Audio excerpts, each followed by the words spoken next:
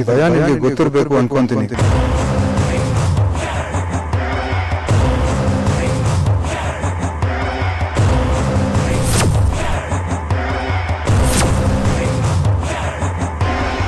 ನಿಮಗೆ ಮೋಸ ಮಾಡಬೇಕು ಅನ್ನೋ ಇಂಟೆನ್ಷನ್ ನನಗಿರಲಿಲ್ಲ. ನನಗೆ ನಿಮ್ಮ ಮೇಲೆ ತುಂಬಾ ಗೌರವ ಇದೆ. ಆ್ಯಕ್ಚುಲಿ ನನಗೆ ಮರ್ಯಾದೆ ಸಿಕ್ಕಿರೋದು, ಗೌರವ ಸಿಕ್ಕಿರೋದು ನಿಮ್ಮಿಂದನೇ. ನೀವಿಲ್ಲ ಅಂದಿದ್ರೆ ನಾನಿವತ್ತು ಬದುಕಿರ್ತಿದ್ನೋ ಇಲ್ವೋ ನನಗೇ ಗೊತ್ತಿಲ್ಲ. ಪ್ರಿಕಾಷನ್ ತಗೊಂಡ್ರೆ ಗಿಲ್ಟ್ ಫೀಲ್ ಆಗೋ ನೆಸೆಸಿಟಿನೇ ಬರಲ್ಲ. ನಾನು ಬೇಕು ಅಂತ ಮಾಡಲಿಲ್ಲ, ಸಿಚುಯೇಷನ್ ಆಗಿತ್ತು. ಯಾಕಂದರೆ ತೇಜಸ್ ಬಗ್ಗೆ ವಿಕ್ರಾಂತ್ಗೆ ಎಲ್ಲ ವಿಚಾರನೂ ಗೊತ್ತಾಗಿತ್ತು. ಅದನ್ನು ಅವನು ವೇದಾಂತ್ ಹತ್ರ ಹೇಳಬೇಕು ಅಂತ ಕಾಯ್ತಿದ್ದ. ಅವನೇನಾದರೂ ಹೇಳಿದ್ದಿದ್ರೆ ತೇಜಸ್ ಜೊತೆ ನಾನು ಸಿಕ್ಕಾಕೊಳ್ತಿದ್ದೆ. ಹಾಗಾಗೋದು ಬೇಡ ಅಂತಲೇ ನಾನು ಮಾತಾಡಬೇಕಾಯ್ತು. ಅದನ್ನು ಬಿಟ್ಟರೆ ಬೇರೆ ಯಾವ ಉದ್ದೇಶನೂ ನನಗಿರಲಿಲ್ಲ. ಮಾಡೋದೆಲ್ಲ ಮಾಡಿ ಅಣ್ಣನ ಮುಂದೆ ಒಳ್ಳೆಯವ್ರಾಗಕ್ಕೆ ನೋಡಬೇಡಿ. ನಿಮ್ಮನ್ನ ನಿಮ್ಮ ಮನೆಯವ್ರು ನಂಬೋದು, ನಾವು ನಂಬಲ್ಲ. ನಿಮ್ಮಂಥವ್ರನ್ನ ಅದು ಎಷ್ಟು ದಿನ ನೋಡಿಲ್ಲ. ಇನ್ನು ನೀವೆಲ್ಲ ಯಾವ ಲೆಕ್ಕ?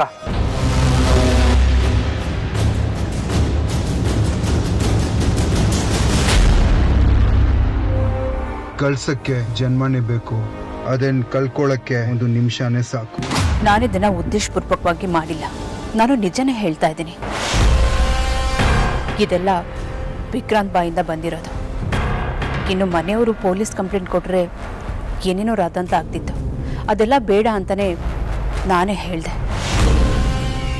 ನಿಮಗೆ ನನ್ನ ಮೇಲೆ ನಂಬಿಕೆ ಇಲ್ಲ ಅಂದರೆ ನೀವು ಏನೇ ಶಿಕ್ಷೆ ಕೊಟ್ಟರು ನಾನು ಅನುಭವಿಸೋದಕ್ಕೆ ರೆಡಿ ಇದ್ದೀನಿ. ನಾನು ಯೋಚನೆ ಮಾಡಿ ಕೆಲಸ ಮಾಡೋದು. ನಿನ್ನ ಬಗ್ಗೆ ಯೋಚನೆ ಮಾಡಿದ್ರೆ ನೀನು ಉಳಿತೀಯ. ಅದೇ ನಿನ್ನ ಬಗ್ಗೆ ಯೋಚನೆ ಮಾಡೋದಾದರೆ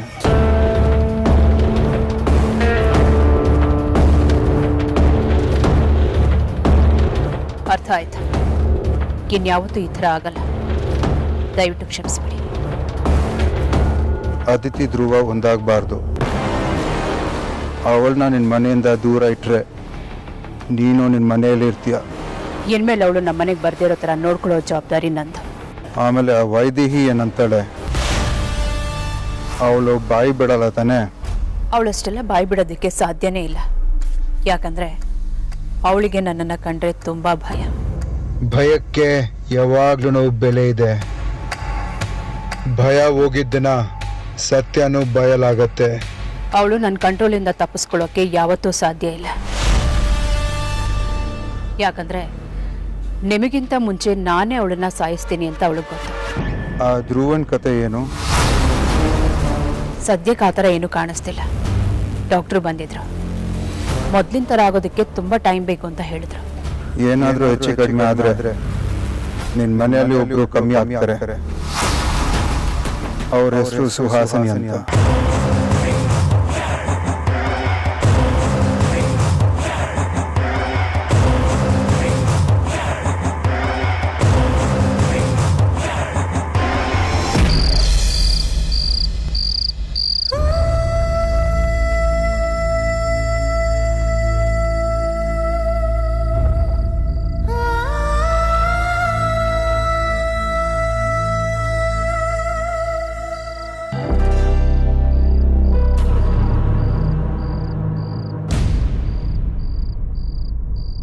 ಅದಿತಿ, ಅಮ್ಮ, ನಾನೊಂದು ಹೇಳ್ತೀನಿ, ಕೇಳ್ತೀಯಾ?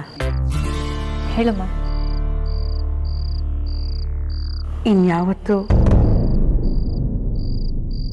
ಈ ಥರ ಯೋಚನೆ ಮಾಡಬೇಡ ಪುಟ್ಟ. ಹಾಗಂತ ನನಗೆ ಮಾತು ಕೊಡು.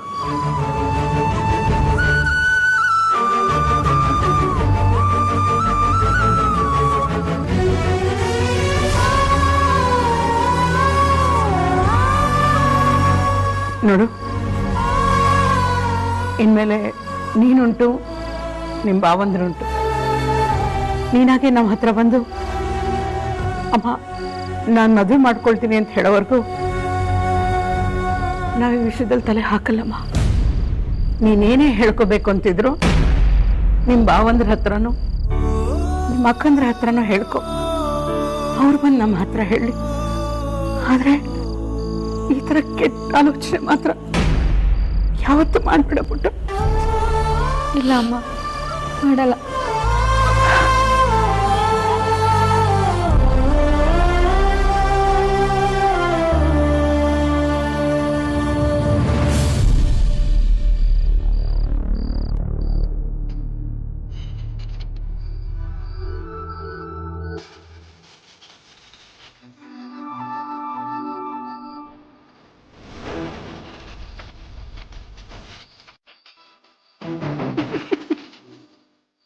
ಏ ಅಕ್ಕ, ನಗ್ತಾ ಇದೆಯಾ?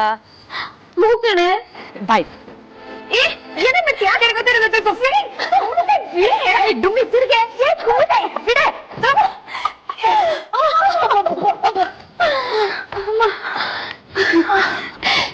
ನನಗೆ ಎಷ್ಟು ಖುಷಿ ಆಗ್ತಿದೆ ಗೊತ್ತಾ? ಇದೇ ಖುಷಿಲಿ ಏನ್ ಎಣ್ಣೆ ಕುಡ್ಬಿಡ್ತೀವಿ ಅಂತ ಭಯ ಆಗ್ತಿದೆ. ಅದೊಂದು ಬಾಕಿ ಇತ್ತು ಕಣೆ, ಅದನ್ನು ಮಾಡ್ಬಿಡು. ಲೈಫಲ್ಲಿ ಎಲ್ಲಾನು ಮಾಡ್ದಂಗಾಗತ್ತೆ. ಲೈ ಎಲ್ಲ ಅಂದ್ರೆ ಏನೇ? ಲವ್ ಮಾಡ್ತಿದ್ಯಾ ಅಲ್ವಾ, ಅದಕ್ಕೂ ಮೀರಿ ಇನ್ನೇನ್ ಮಾಡಕ್ಕಿದೆ ಹೇಳು? ಅದಕ್ಕೆ ಎಲ್ಲ ಅಂತ ಹೇಳ್ದೆ.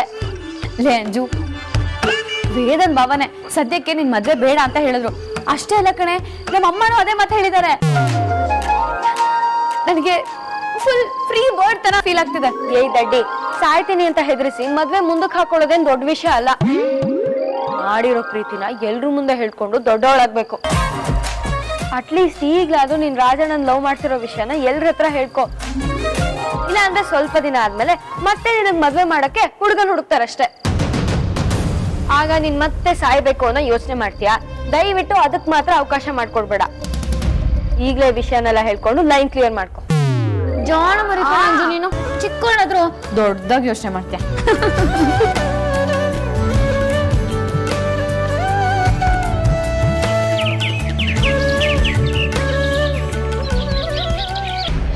ಅಗ್ರಜ, ಒಂದು ನಿಮಿಷ ಹೇಳು ವಿಕ್ರಮ್. ನೀನು ಇವತ್ತು ಆಫೀಸ್ಗೆ ಹೋಗ್ತಿರೋದು ಒಳ್ಳೇದನ್ಸುತ್ತೆ. ಯಾಕೆ? ಪ್ರಜ್ವಲ್ ಕಾಲ್ ಮಾಡಿದ್ರು. ಅವರು ನಮ್ಮ ಹತ್ರ ಏನೋ ಇಂಪಾರ್ಟೆಂಟ್ ವಿಷಯ ಮಾತಾಡ್ಬೇಕಿತ್ತಂತ. ಹೌದಾ? ಏನಂತೆ? ಗೊತ್ತಿಲ್ಲ ಅಗ್ರಜ. ವೇದಾಂತ್ ಸರ್ ಇದ್ರೆ ಒಳ್ಳೇದು ಅಂತ ಫೋನ್ ಕಟ್ ಮಾಡಿದ್ರು. ಅದಕ್ಕೆ ಇನ್ನೊಂದು 2 hours ವೆಯ್ಟ್ ಮಾಡಿದ್ರೆ ಒಳ್ಳೇದಾಗುತ್ತೆ. Good morning sir. Good morning Prajwal. Prajwal, correct ಟೈಮಿಗೆ ಬಂದ್ರಿ. ನಾವು ನಿಮಗೋಸ್ಕರನೇ ವೆಯ್ಟ್ ಮಾಡ್ತಿದ್ವಿ. ಸಾರಿ ಸರ್, ಸ್ವಲ್ಪ ಲೇಟ್ ಆಯ್ತು. It's okay Prajwal. ಏನೋ ಇಂಪಾರ್ಟೆಂಟ್ ವಿಷಯ ಹೇಳಬೇಕು ಅಂದ್ರಲ್ಲ, ಹೇಳಿ. ಅದೇ ಸರ್, ನಾನು ನಿಮ್ಮ ಹುಟ್ಟೂರಿಗೆ ಹೋಗಿದ್ದೆ.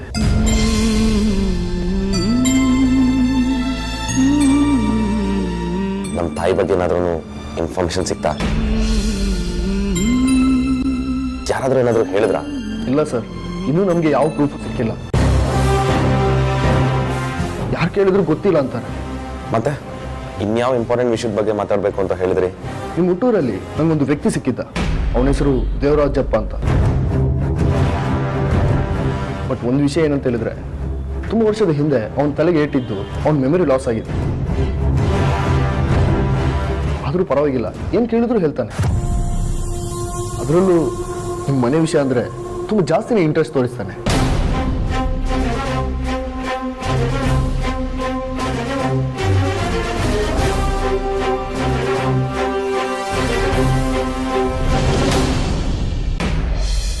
ರೂಪಾಲಿ, ಏನು ತೊಂದರೆ ಇಲ್ಲದೆ ಕೆಲಸ ಸಿಕ್ತು ಕಣೆ.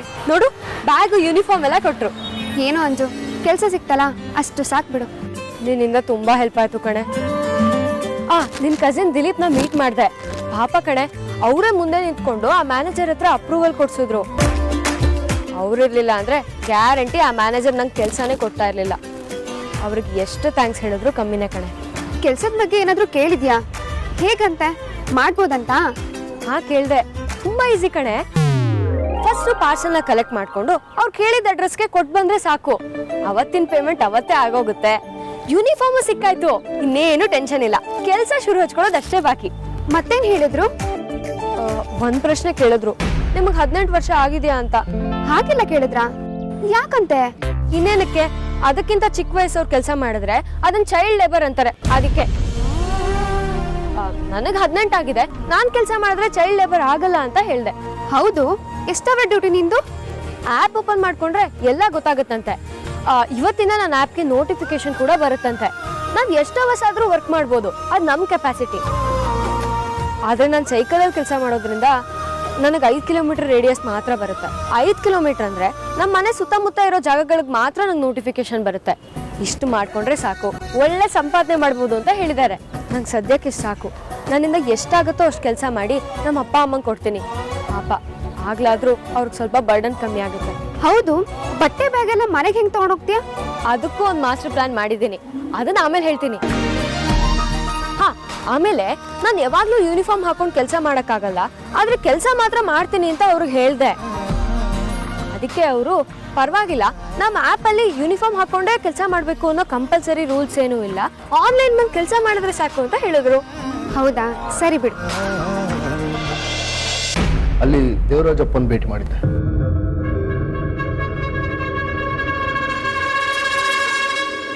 ದೇವರಾಜಪ್ಪನ? ಸರ್, ನಾನು ದೇವರಾಜಪ್ಪನ ಮೆಂಟ್ಲು ಅನ್ಕೊಂಡಿದ್ದೆ. ಆದರೆ ಮೆಂಟ್ಲು ಆದರೂ ಅವನ ಬುದ್ಧಿ ತುಂಬ ಶಾರ್ಪ್ ಆಗಿದೆ. ಅವನು ಮಾತಾಡೋ ಮಾತುಗಳಲ್ಲಿ ತುಂಬ ಅರ್ಥ ಇದೆ, ಅಷ್ಟೇ ಸತ್ಯ ಇದೆ. ಪ್ರಜ್ವಲ್, ನಾನು ನಿಮ್ಮ ಮನುಷ್ಯನ ಬಗ್ಗೆ ಕೇಳಿದ್ದೀನಿ. ಅವನು ತುಂಬ ಮಾತಾಡ್ತಾನಂತೆ, ಬಟ್ ಅವನ ಮಾತುಗಳು ಯಾವುದು ಅರ್ಥ ಆಗಲ್ವಂತೆ, ರೈಟ್? ಹಾಂ ಸರ್, ಅಷ್ಟು ಈಸಿಯಾಗಿ ಅರ್ಥ ಆಗಲ್ಲ. ಅವನು ತುಂಬ ಮಾರ್ಮಿಕವಾಗಿ ಮಾತಾಡ್ತಾನೆ.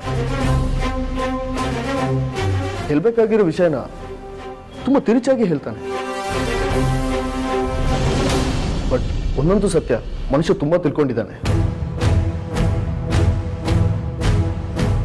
ಅವನು ಹುಚ್ಚ ಆಗಿದ್ರು ಊರಿನ ಜನ ತುಂಬ ರೆಸ್ಪೆಕ್ಟ್ ಕೊಡ್ತಾರೆ, ತುಂಬ ಗೌರವ ಕೊಡ್ತಾರೆ.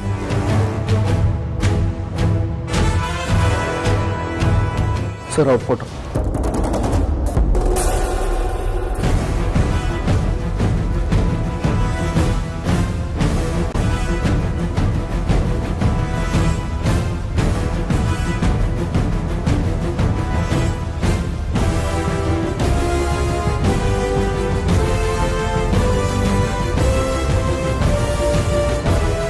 ಎಸ್ ಪ್ರಜ್ವಲ್, ಇವನೇ. ನಾನು ಅವತ್ತು ಊರಿಗೆ ಹೋಗಿದ್ದಿನ ಸಿಕ್ಕಿದ ವ್ಯಕ್ತಿ ಇವನೇ.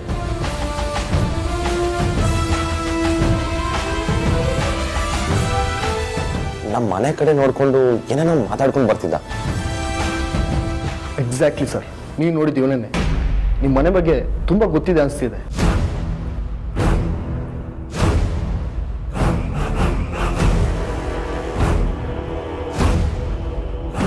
ಇವ್ನು ಯಾವಾಗಲೂ ನಿಮ್ಮ ಮನೆ ಮುಂದೆನೇ ಕೂತಿರ್ತಾನೆ. ಕಾಂಪೌಂಡ್ ಮೇಲೆ ಏನೋ ವಿಚಿತ್ರವಾಗಿ ಚಿತ್ರ ಬಿಡಿಸ್ತಿರ್ತಾನೆ.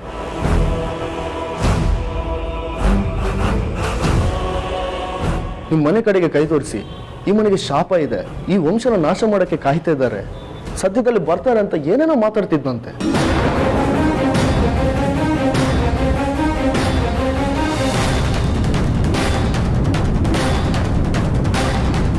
ಇದನ್ನೆಲ್ಲ ನಿಮ್ಗೆ ಯಾರು ಹೇಳಿದ್ರು? ಸರ್, ನಾನು ಆ ಊರಿನ ಜನರ ಹತ್ರ ಅವನ ಬಗ್ಗೆ ತುಂಬ ತಿಳ್ಕೊಂಡಿದ್ದೀನಿ. ಅಷ್ಟೇ ಅಲ್ಲ ಸರ್, ಅವ್ನು ಬಿಡಿಸಿರೋ ಎಲ್ಲ ಚಿತ್ರಗಳನ್ನು ಕಲೆಕ್ಟ್ ಮಾಡ್ಕೊಂಡು ಬಂದಿದ್ದೀನಿ. ಒಂದು ನಿಮಿಷ ಸರ್.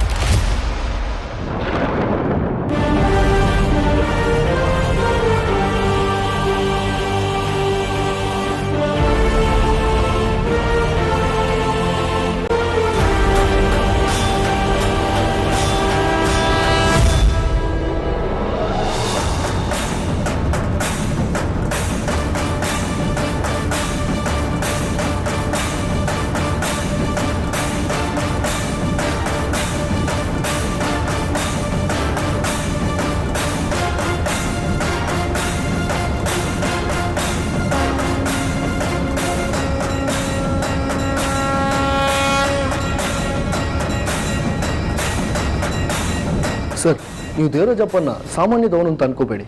ಅವನ ಹ್ಯಾಂಡ್ ರೈಟಿಂಗ್ ನೋಡಿ ಎಷ್ಟು ಕ್ಲೀನ್ ಆಗಿದೆ.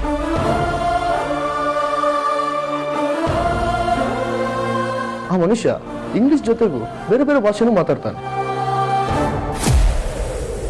ಅವನು ಎಜುಕೇಟೆಡ್ ಅನಿಸ್ತಿದೆ.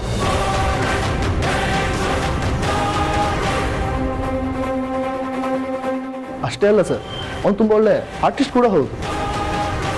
ಯಾರ್ಯಾರ್ದು ಚಿತ್ರ ಬಿಡಿಸಿ ಆಮೇಲೆ ಯಾರು ನೋಡಬಾರ್ದು ಅಂತ ಅಳಿಸ್ಬಿಡ್ತಾನೆ. ಸರ್, ಈ ದೇವರಾಜಪ್ಪನ ವಿಶೇಷ ಏನಂತ ಹೇಳಿದ್ರೆ, ಅವ್ನು ಮಾತಾಡೋದನ್ನು ನೋಡಿದನ್ನ ಎಷ್ಟು ವರ್ಷ ಬಿಟ್ಟು ಕೇಳಿದ್ರು ಹೇಳ್ತಾನಂತೆ. ತಲೆ ಕೆಟ್ಟವರೆಲ್ಲ ಮಾತಾಡೋದು ಹೀಗೆ ಪ್ರಜ್ವಲ್. ಅವನಿಂದ ನಮ್ಮಮ್ಮನ ಬಗ್ಗೆ ಏನೋ ಕ್ಲೂ ಸಿಗಲ್ಲ ಅನ್ಸುತ್ತೆ. It's just waste of time ಅನ್ಸ್ತಿದೆ. ನನ್ನ ಪ್ರಕಾರ ಸಾಧ್ಯ ಇದೆ ಅನಿಸ್ತಿದೆ ಸರ್. ಅದು ಹೇಗೆ ಹೇಳ್ತೀರಾ? ಮೇಡಮ್, ಆ ಊರವ್ರು ಹೇಳೋ ಪ್ರಕಾರ 1 ವರ್ಷದ ಹಿಂದೆ ಯಾರೋ ಲೇಡಿ ನೋಡಿ ವೈದೇಹಿ ಅಮ್ಮವ್ರಂತ ಮಾತಾಡ್ಸೋಕೆ ಹೋಗಿದ್ನಂತೆ. ಅದ್ಬಿಟ್ಟು ಕೈ ಬೇರೆ ಮುಗ್ದಿದ್ನಂತೆ. ಅವನು ಆ ಲೇಡಿನ ಮಾತಾಡ್ಸಕ್ ಪ್ರಯತ್ನ ಪಟ್ಟಿರ್ಬೋದು, ಕೈನೂ ಮುಗ್ದಿರ್ಬೋದು. ಬಟ್ ಅವನಿಗೂ ನಮ್ಮಮ್ಮನಿಗೂ ಏನ್ ಸಂಬಂಧ? ಸಂಬಂಧ ಇದೆ ಸರ್. ಅವ್ನು ಮಾತಾಡಕ್ಕೆ ಹೋಗಿದ್ದ ಲೇಡಿ ವೈದೇಹಿ ಅಮ್ಮನೇ ಆಗಿರ್ಬೋದಲ್ವಾ? ಅಮ್ಮನ್ ನೋಡಿದ್ರ?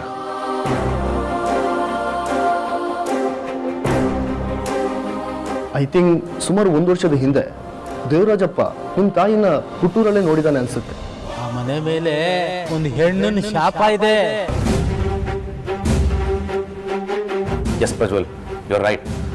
ನಾವು ನಮ್ಮ ಹುಟ್ಟೂರ್ಗೆ ಹೋಗಿ ಆಲ್ಮೋಸ್ಟ್ 1 year ಆಯ್ತಲ್ವಾ? ಮೋಸ್ಟ್ಲಿ ಅವ್ನು ಆಗ್ಲೇ ನೋಡಿರ್ತಾನೆ ನಮ್ಮ ತಾಯಿನ, ರೈಟ್? Yes sir. 1 ವರ್ಷದ ಹಿಂದೆ ನಿಮ್ಮ ತಾಯಿನ ಹುಟ್ಟೂರ ಮನೆ ಮುಂದೆ ಜೀವಂತವಾಗಿ ನೋಡಿರೋ ವ್ಯಕ್ತಿ, ಅವ್ರ ಹತ್ರ ಮಾತಾಡಿರೋ ವ್ಯಕ್ತಿ ಅಂದ್ರೆ ದೇವರಾಜಪ್ಪ ಒಬ್ನೇ. ಅಷ್ಟೇ ಅಲ್ಲ, ಅವನಿಗೆ ನಿಮ್ಮ ಮನೆಯಲ್ಲಿ ನಡೆದಿರೋ ಎಲ್ಲ ಘಟನೆ ಗೊತ್ತಿದೆ ಅನ್ಸುತ್ತೆ. ನಾವು ಅವನ ಒಂದ್ಸಲ ವಿಚಾರಿಸಿದ್ರೆ ಕೆಲವೊಂದು ವಿಷಯ ಗೊತ್ತಾಗ್ಬೋದು. ಅದರಿಂದ ನಿಮ್ಮ ತಾಯಿನ ಹುಡುಕಕ್ಕೆ ಈಸಿ ಆಗುತ್ತೆ. ಪ್ರಜ್ವಲ್, ಆ ದೇವರಾಜಪ್ಪ ಸ್ಕೆಚ್ ಬರಿತಾನೆ ಅಂತ ಹೇಳಿದ್ರಿ ಅಲ್ವಾ? ಹಾ ಸರ್, ತುಂಬಾ ಚೆನ್ನಾಗಿ ಬರೀತಾನೆ. ಅವ್ನು ನಮ್ಮ ಮನೆ ನೋಡಿ ನಮ್ಮ ಮನೆ ಸ್ಕೆಚ್ನೇ ಬಿಡಿಸಿದಾನೆ ಅಂದ್ರೆ, ಇನ್ನು ನಮ್ಮ ತಾಯಿ ಬಗ್ಗೆ ಕೇಳಿದ್ರೆ ನಮ್ಮ ತಾಯಿ ಸ್ಕೆಚ್ನು ಬಿಡಿಸ್ಬೋದಲ್ವಾ? Exactly sir. ಅದೇ ನಂಬಿಕೆ ಮೇಲೆ ಅವನ್ನ ಕರ್ಕೊಂಡು ಬಂದು ಸೇಫ್ಟಿ ಜಾಗದಲ್ಲಿ ಇಟ್ಟಿದ್ದೀನಿ. ನೀವು ಪರ್ಮಿಷನ್ ಕೊಟ್ಟರೆ ಕರ್ಕೊಂಡು ಬರ್ತೀನಿ. ರಿಯಲಿ? That's great. ಪರ್ಮಿಷನ್ ಕೇಳೋ ಅಗತ್ಯ ಇಲ್ಲ. ನಾಳೆನೇ ಅವನನ್ನ ಕರ್ಕೊಂಡ್ಬನ್ನಿ. ನಮ್ಮ ತಾಯಿ ಸ್ಕೆಚ್ನ ಅವನಿಂದ ಬರೆಯಕ್ಕೆ ಹೇಳಿ. ಶೂರ್ ಸರ್, ಖಂಡಿತ ಕರ್ಕೊಂಡು ಬರ್ತೀನಿ.